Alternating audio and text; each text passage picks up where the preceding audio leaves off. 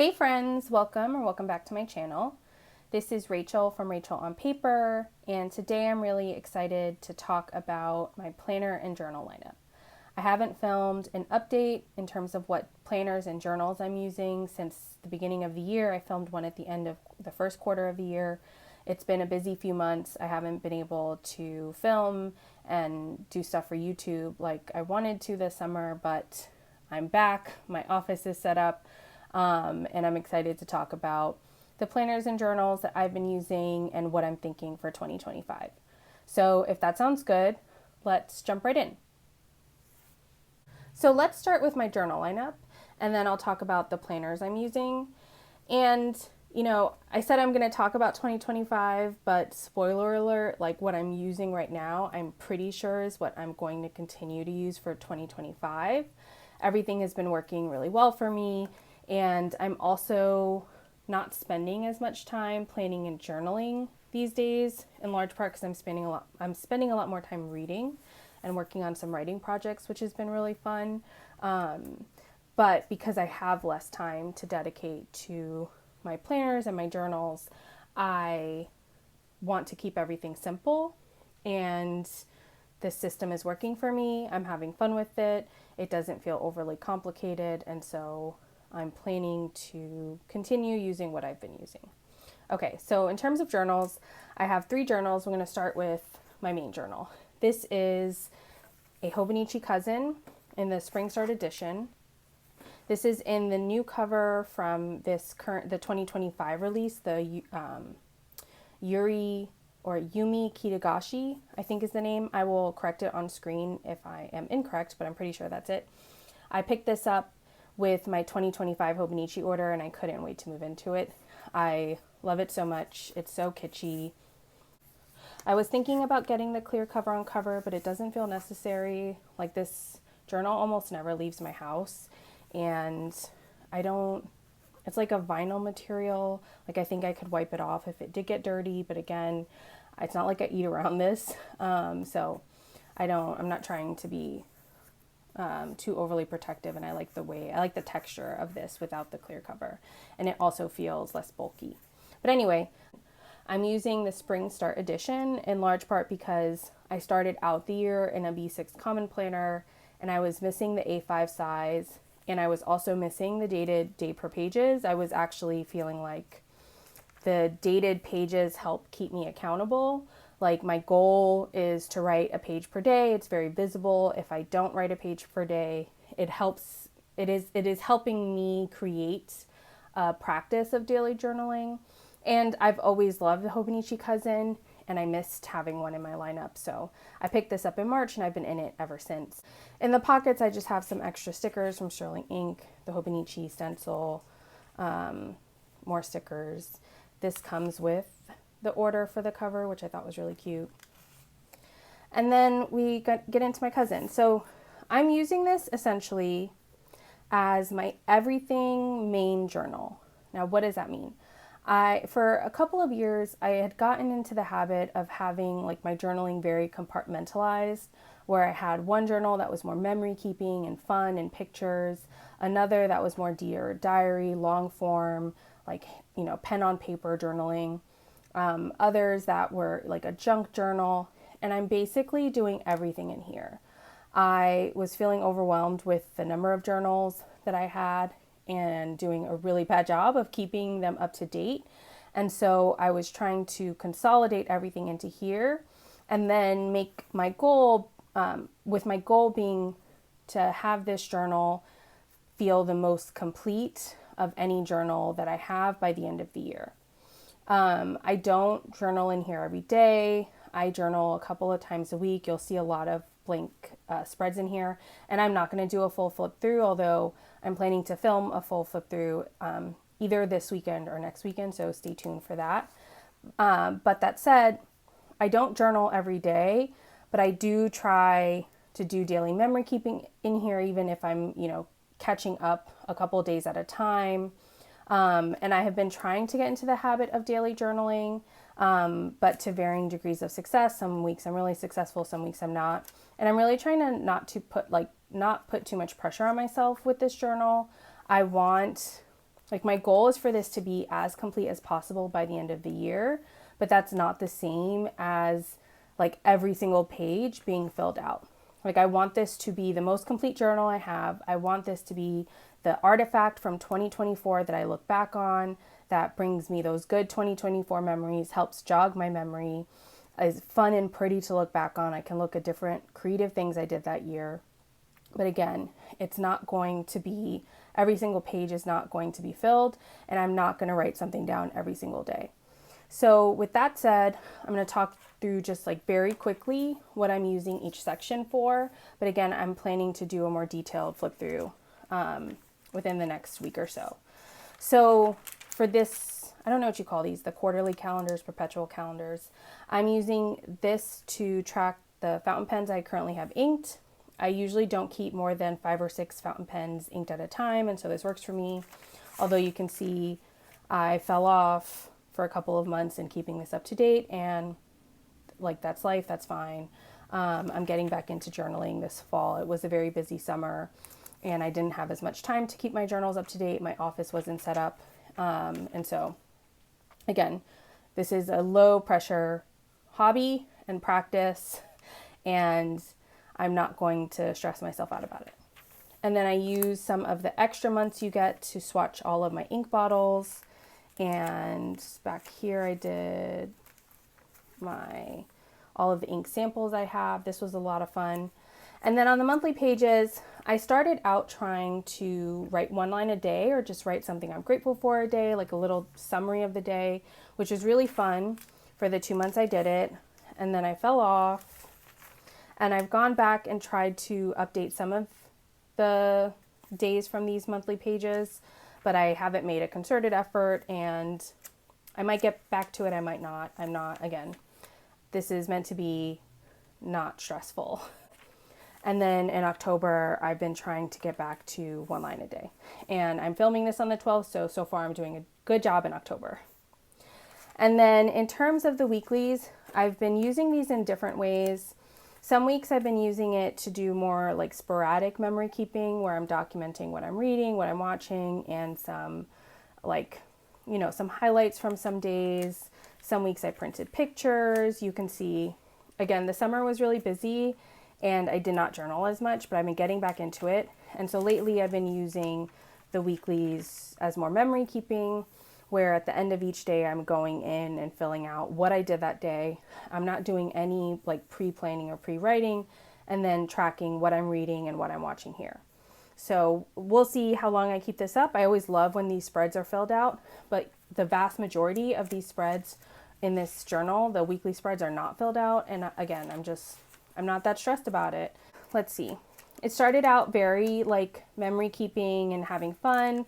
I document the books I'm reading in here, even though, as you'll see, I do also have a reading journal, because I think of this as like the artifact for 2024. Like this book is meant to evoke 2024 in me when I open it a few years from now. And because what I'm reading also feels like a big part of that year, I also document it here, even though I also have it in my reading journal. This is really the only reading journaling I'm doing in here, but I still find it fun to have a recap of what I've read each month in both places. And then you'll see I have some more like memory keeping spreads. This was fun to work on when it was a total solar eclipse. I wasn't in the path of totality, but we had 87% coverage or something like that. And so it was really cool to see. Anyway, like you can see, you'll see more journaling like that. And then at some point I moved towards wanting to do 1 page a day. Let me see if I can find a day to show you. Well, you can see these are from this week. This is how I've been using the daily pages for the last couple of weeks, and it's been fun, where I've been journaling on this side, doing some intentions for the day and gratitude at the end of the day. You can see like some days I don't journal a lot. This day I didn't journal at all, but I did start to think about my journaling routine. And this is essentially what the daily pages look like, or have looked like for the last few weeks. But my goal is to write down a little bit of something every day. And if I don't, then I have those extra pages to just play around with and to use them for other more creative journaling spreads. Like I painted in some blank pages I had in February, and that was fun. So this is my everything journal. I have a lot of fun with this. I try to keep it up to date. This is the journal I'm trying to keep up to date the most, and I am probably in here like 3 to 4 times a week. So that's my cousin. The next journal, in order of how often I keep it up to date, is my reading journal. This is, I have this in a Superior Labor black leather cover. I got this from Baumkuchen, a shop in Los Angeles. I've had this probably for 4 or 5 years, and it's, like you can see some marks on it, but it's held up really well, and I love this cover. I use it for a variety. I use A5 notebooks all the time, and so I feel like I'm always getting use out of this cover. So in here I have an A5 grid notebook from Sterling Ink. It's the version with, I think, 520 pages. And this reading journal I keep up to date maybe once a month. I sit down and update it. I've tried to set this up such that there's not a lot actually to keep up to date. Like I have a couple of trackers. I have a book bracket that I've been filling out at the end of the month. I have some collections. And then each month I print out pictures of the books I read. I always print out 2 at a time, so that way I can put them in here and my hobonichi cousin. I put star ratings at the bottom of the picture and a summary for each month, although you can see I'm a bit behind. I'm filming this in mid-October, and I haven't filled out my September spread yet. So, I update this about once a month because I just won't keep it up to date if it requires more of me. And I should also say I track most of my reading in Goodreads, Storygraph, and Notion. I'll link my Goodreads and Storygraph down below. I also have a Substack newsletter where I send out recaps of what I read each month if you want to follow me on there. But because I track a lot of my reading digitally, like I'm not worried about losing the information. I have all of that information captured. And then when I sit down to update my reading journal once a month, I can just pull up my Storygraph and I have all of that data there for me. I have some collections, but again, I fill them out as I want to. There's no pressure. I have some reading notes, but I don't take reading notes in here for every book I read. I ended up creating another tracker that I update once a month, which I'm calling Reading in Pixels, which is tracking against my big goal of reading 100 books this year. Although I ended up making 126 boxes, I think just I had made this part, and then I wanted this to feel complete. So we'll see how much I read. I think I'm at 88 books so far this year. So I think I'm on pace to read more than 100 books, but I'm not sure where I'll end up. And I'm trying not to put too much pressure on myself. So yeah, that's my reading journal. I update this once a month. I'm planning to just, like when 2025 comes around, I will create a 2025 cover page and then set up some 2025 trackers. Like I have so much paper left in this notebook, and I love the idea of being able to fit in 3, 4, 5 years worth of reading journaling in here, and then being able to flip through and see all of the books I've read over that time. So I'm planning to stick with this. This has been really fun to keep up with. So yeah, that's my reading journal. And then in terms of the journal I have kept the least up to date this year is my A6 5-year journal from Hobonichi Techo. So the context around this journal is I started it in 2021, which was the year my son was born, my only child. And I was very good about filling it out that first year when I was pregnant, and then when he was born in June. And I have been progressively worse at keeping it up to date over the years. But because I filled it out so well in 2021, I always am rewarded whenever I fill it out, because I can look back and remember like, oh, what were we doing when he was 4 months old? And so I am trying to get back into it. I've probably only updated this maybe 10 times this year, and that's fine. Like, again, no pressure journaling practices over here. But I've been thinking about trying to make it like a little project where I try to like backfill this for the last year or two. Since I do have pretty complete journals and planners from those years, I don't think it would be hard to go back and fill it out. And then I would be even more rewarded by being able to see essentially like the first 4.5 years of my son's life in one book. And I started out thinking about this as a family journal, but it's more become like my kid's journal, where it's much more about like him and his milestones and funny things he's saying, what he's into. And so this is my son's journal. I want to keep this more up to date.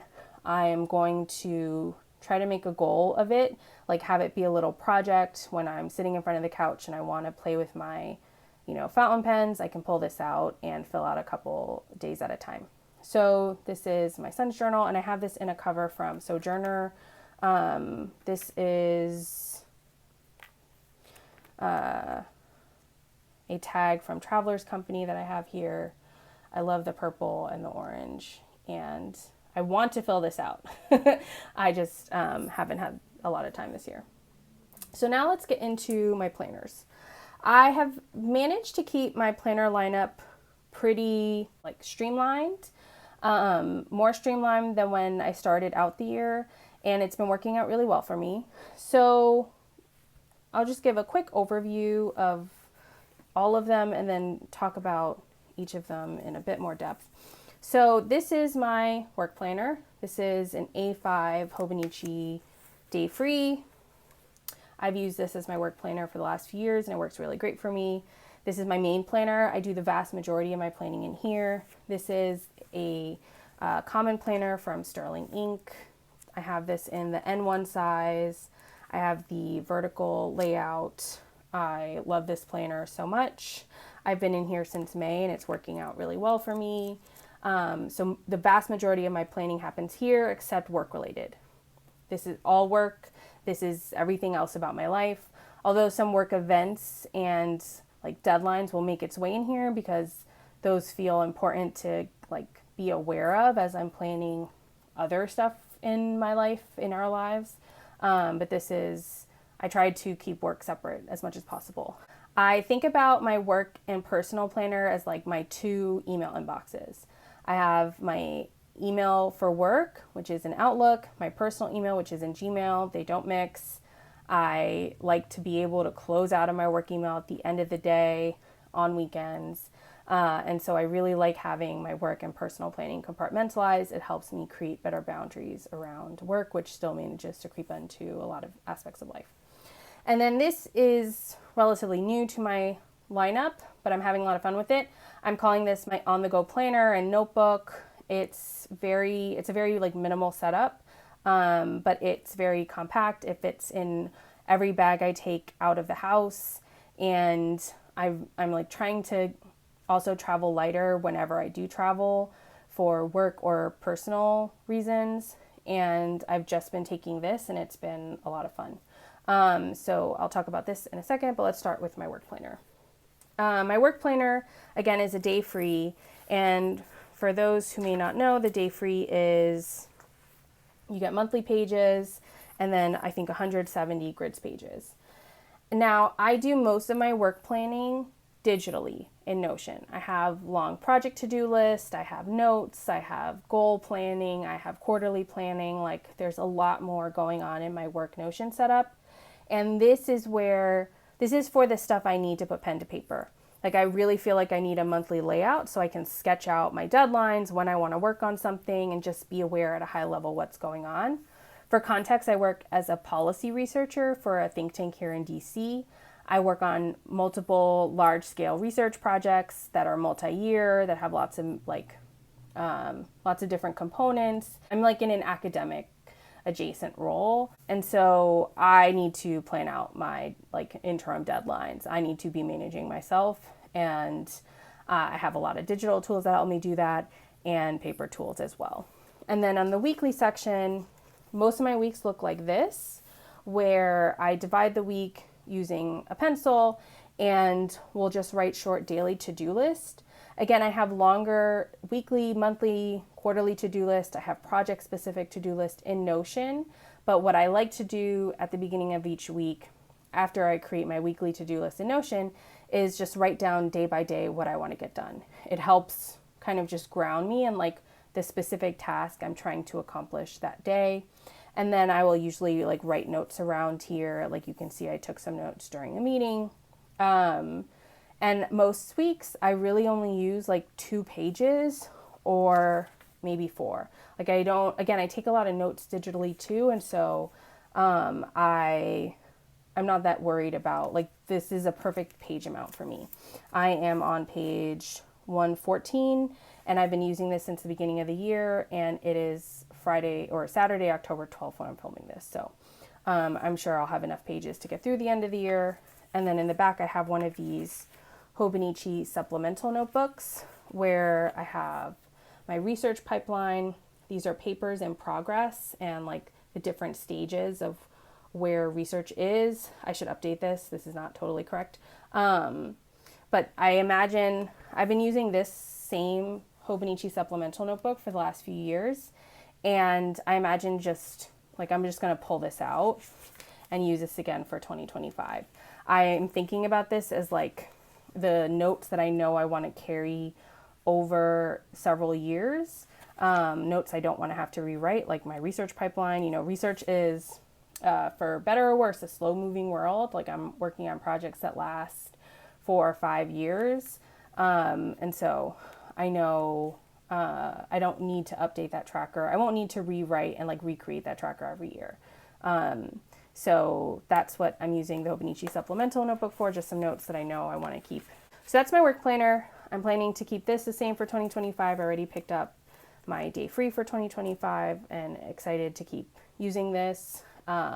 It's worked really well for me. And now this is my main planner.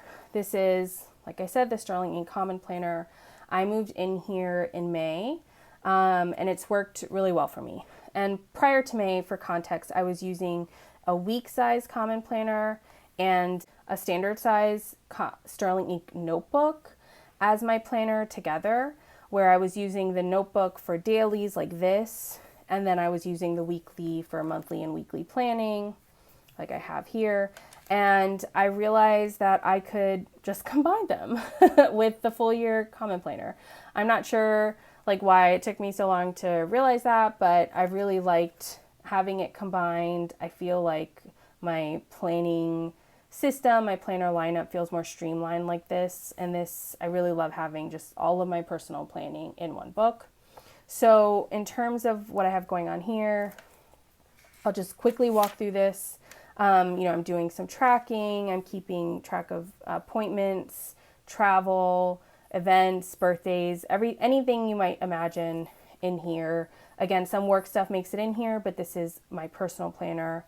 I use my weeks for running weekly to-do lists and to keep track of appointments when I want to go work out and other stuff like that. Not all work meetings make it on here, although some do if they require me to be somewhere, for example. And then I will just put like future tasks and future weeks. And then I'm using the back pages for dailies. Some weeks I like to have a time daily, and other weeks I just have,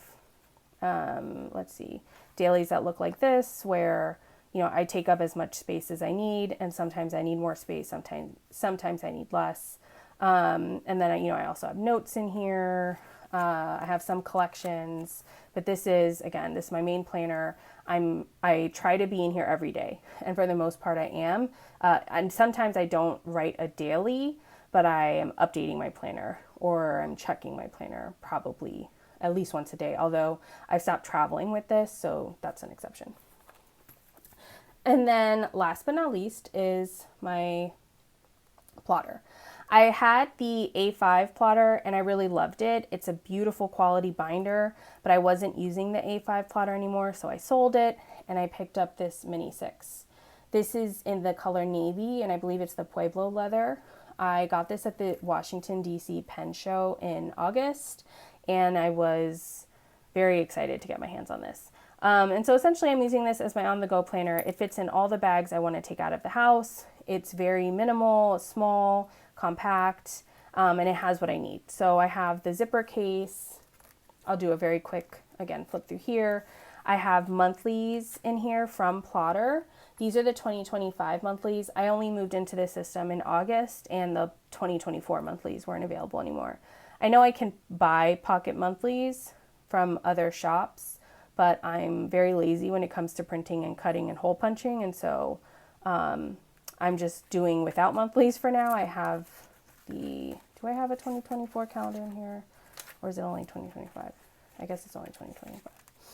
It starts in December, so I only have a month and a half more before I have a monthly. But the plan is that I just have monthlies in here that'll have like high level appointments and like big stuff I want to be aware of on the go in case I'm scheduling something or I'm out planning or just thinking about things. Like I love carrying a pocket notebook because, I mean, for many reasons. I'm a paper planner person. I hate going anywhere without a pen and paper. But also, I've been trying to, take this out instead of my phone if I'm waiting somewhere and just, do a quick brain dump or write down a list or do a little micro journaling rather than scrolling on my phone. And then I, again, just like having paper with me on the go. And so I have the monthlies in here, which I'm planning to fill out and just put in, it'll be very much a duplicate of the information in these monthlies, but that's okay. And I don't find that keeping 2 sets of monthlies up to date is not hard. And again, I like pen and paper and I like writing things down. And so, writing it down again is not bothersome to me. And then I have a bunch of grid paper in the back here and some doc grid paper. And I just have notes, like messy notes. I started thinking about using this as maybe I'll do some finance tracking in here. And I might this is really versatile. This is what I love about rings. And I love the Plotter rings because they're very tiny rings, as you can see, which means it's not hard to write on both pages. That's the thing that annoys me about rings, is that it feels uncomfortable to my hand to write in ring binders, with the exception of Plotter. So this is my Plotter. I have some travel coming up, personal and for work, and I'm planning to just bring this. It's very convenient. I love this little planner. I can take notes for work and then I'll transfer them, or I could just, I could take them out and tape them into my work planner. I love that versatility too. But I'm obsessed with this cute little pocket planner, and I'm excited to use it for the next year. So that is my updated planner lineup video. I am not using, this doesn't feel like that many planners and journals to me, but we're all different people. And this more streamlined system has been working really well for me. I'll definitely be filming my 2025 planner lineup video in the next few weeks, as well as some videos explaining my setups in more detail. So if you have any questions about any of these setups, please let me know in the comments and I'll try to address them in the videos I'm planning to film over the next few weeks. But anyway, if you've hung out with me for this long, thanks for sticking around, and I'll catch you soon. Bye now.